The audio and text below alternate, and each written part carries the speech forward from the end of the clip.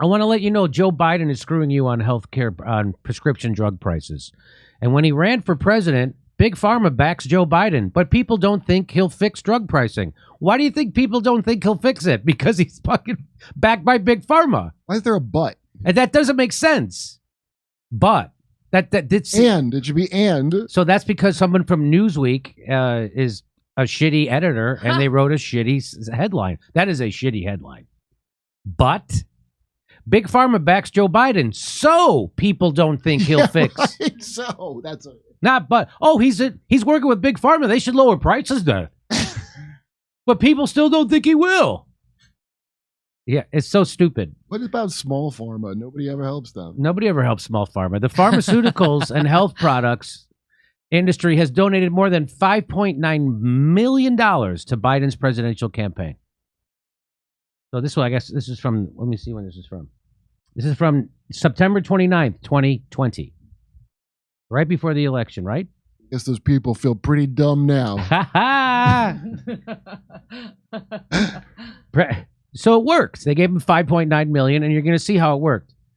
The President Donald Trump has garnered less than $1.5 million in donations from the industry based upon the FEC figures. This strikes context may be explained by the widespread criticism of Trump's approach to drug pricing. You know what the widespread criticism of Trump's approach to drug pricing is? Because he wasn't as bought as this guy. So maybe he had an idea. Trump did have an idea. Biden administration is rescinding Trump's administration's insulin pricing rule. What was that? On December 23rd, 2020, the Trump administration finalized a rule that directed the Department of Health and Human Services to take action to require that federally qualified health centers make insulin and injectable epinephrine available to certain patients at 340B prices, so at a discount. So Trump signed a rule that made Big Pharma give insulin to places that would distribute it to poor people at a discounted rate. Trump did that. That piece of shit. What an ass. And here's the fact sheet on 340. For more than 25 years, the 340B drug pricing program has provided financial help to hospitals serving vulnerable communities to manage rising prescription costs. So he just expanded that to include insulin for these people. And then the Biden administration delayed the rule twice before it became effective on July 20th, 2021. And the first opportunity for the Health and Human Services to impose the requirements of the rule would have been through grants awarded in fiscal year 2022. So while the rule has been in effect since July, it is yet to be implemented. When did Biden make that State of the Union with the kid with diabetes that he had him stand up and talk about how insulin's too expensive? So there was a rule that would help that kid. Yes. Wow. There already was a rule, and now Biden is rescinding the rule. In Federal Register notice rescinding the rule, he's rescinding the rule. Great. HHS noted that the rule would have resulted in excessive administrative costs and burdens. So we would like to give these health centers inexpensive insulin, but that would give them a paperwork headache. That's what they're saying. That's what the government is saying. Well, I'll just die then. I'll just die then. I certainly wouldn't want I don't want you to have to fill nothing out extra. I know I hate doing that.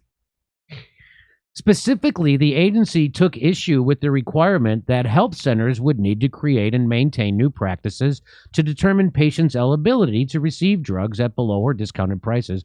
So it's the same. It's more of the shit. What if people sneak in and try to just get insulin without? So they just keep going on with these lies. They would have resulted in reduced. This would have resulted in reduced resources available to support critical services. They would have belief. It's belief that the implementation. It's belief. Oh well, their beliefs are very important to them. HHS further acknowledged concerns expressed by the vast majority of commenters that the low-income definition of 350% of the federal poverty level would have created significant Again, you're going to create a headache with paperwork. So that's what so the reason why they're not going to give you insulin at an affordable price is because it's going to create a paperwork headache for people. They can't stop saying it. While the HHS is rescinding the final rule, they're rescinding the rule that Trump did to make insulin more affordable. Joe Biden is getting rid of it. streamline your death. Yeah. 1 in 5 users on Medicare has catastrophic drug spending, says Yale finds. The Inflation Reduction Act may help. I bet it may not. The Inflation Reduction Act, passed by the Senate, will cap insulin at $35 per month for Medicare. So that sounds like a great idea. Yeah. So where's the screwing? It's got to be somewhere, right? Yeah, right. Well, here it comes.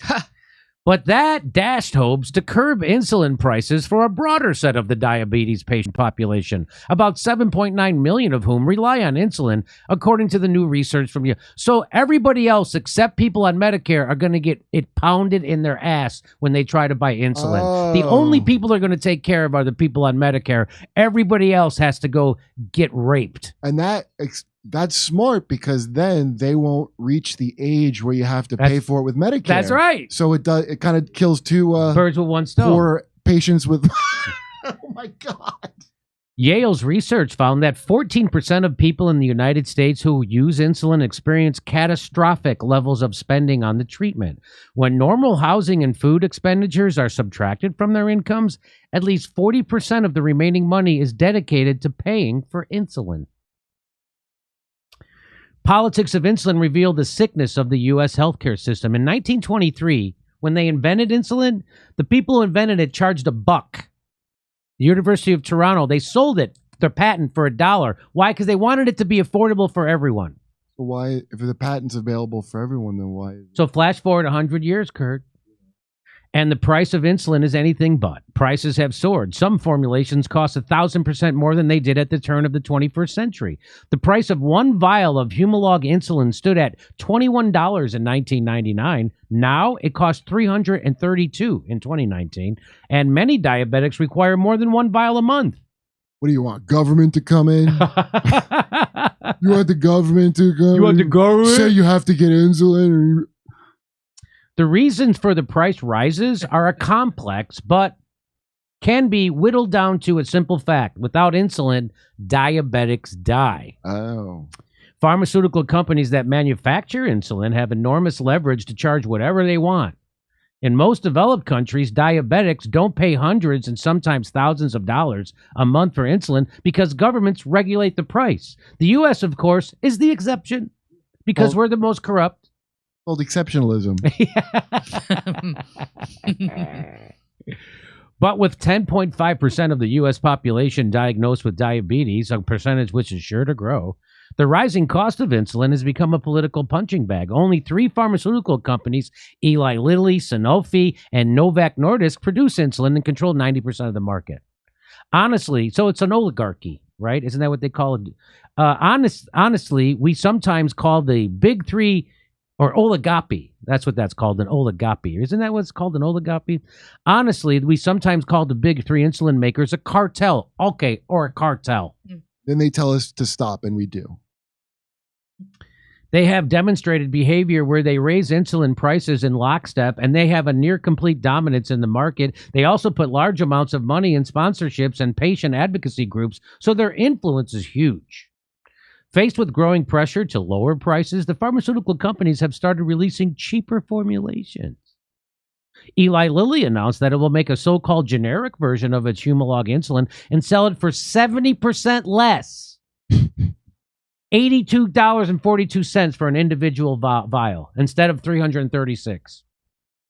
Meanwhile, it charges Germans an even lower price, $55 if you're in Germany for the same insulin. Well, I do know that because I'm what's called an insulin influencer, and I take a lot of pictures of me. I'll be holding a couple vials, like counting them. Yeah. On like an expensive car. Yeah. I can have some. We'll huff some gas. It's a very expensive drug right now. I don't know if you know. One Democratic senator who has voiced concerns about lowering insulin prices, Kirsten Sinema. She's from Arizona, and she says that negotiating lower drug prices with pharma companies would mean less money for research and development, and therefore fewer innovative drugs. Yeah, that's not true. So she's saying we have to let them gouge people who need insulin, or else they won't invent another drug that they can gouge us with. Well, she has concerns about it. Well, it turns out a 2017 study revealed that the premium Americans paid for the 20 best-selling drugs was $40 billion higher than the amount the drug companies spent on research and development. It goes to their administration costs. That allowing government to negotiating for that stuff would save 15 to 25% on drug costs. In many cases, Americans end up paying the same medical research twice.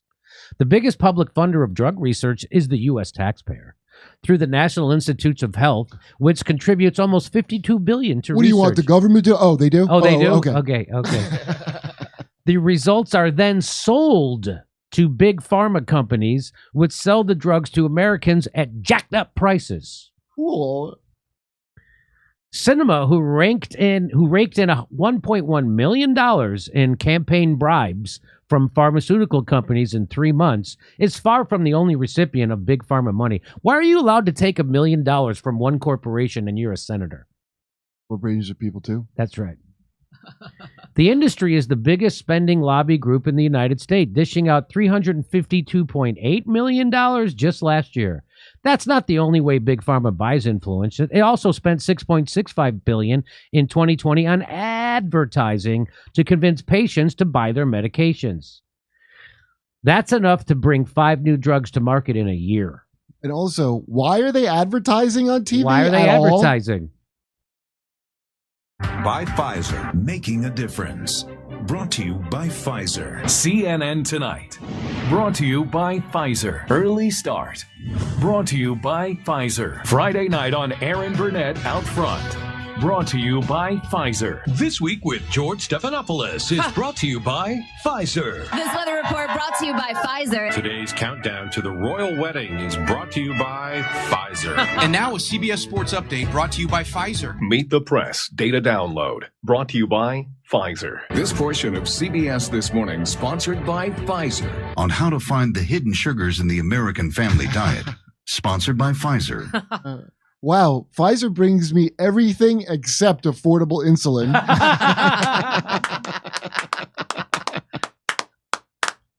So there you go. Keep voting blue, you dumb suckers, because Joe Biden's going to stick it in your ass harder than Trump did. How does that make you feel? You feel smart now? You voted for blue? You're smart. You're not like those dumb Trumpers. You're like a dumb Republican. You're super smart. You voted for Joe Biden, who is now fucking you over on drugs. Well, Jimmy, there are only hope for finally killing off broke diabetics. Hey, we're coming to Tulsa, Oklahoma City, Detroit, Los Angeles, Spokane, Tacoma, Denver. Go to jimmydorecomedy.com for a link for all our tickets for all our live shows. See you there.